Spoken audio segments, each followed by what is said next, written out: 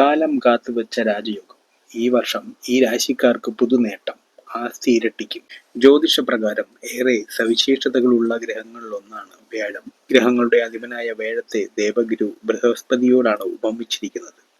വർഷത്തിലൊരിക്കൽ രാശി മാറുന്ന ഗ്രഹമാണ് വ്യാഴം. അതിനാൽ തന്നെ ഒരു രാശിചക്രം പൂർത്തിയാക്കാൻ വ്യാഴത്തിന് 12 വർഷം സമയമെടുക്കും.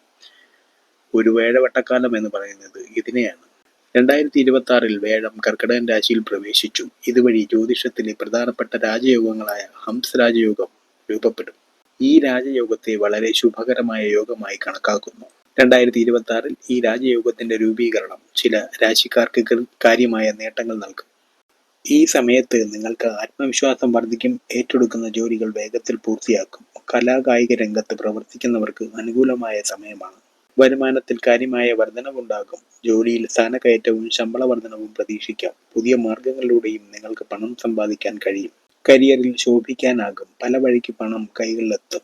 ഇത് നിങ്ങളുടെ ആസ്തി വർദ്ധിപ്പിക്കാൻ ഇടയാകും. ബിസിനസ്സിൽ ലാഭം ഇരട്ടിയാകും. പൊതുഫല പ്രകാരം ഏതൊക്കെ നക്ഷത്രങ്ങൾ എന്ന് നോക്കാം. കർക്കിടകൻ രാശി പുണർദം പൂയം ആയില്യം, കന്നി രാശി ഉത്തരം മത്തം ചിത്തിര, തുലാം രാശി ചിത്തിര ചോതി വിശാഖം,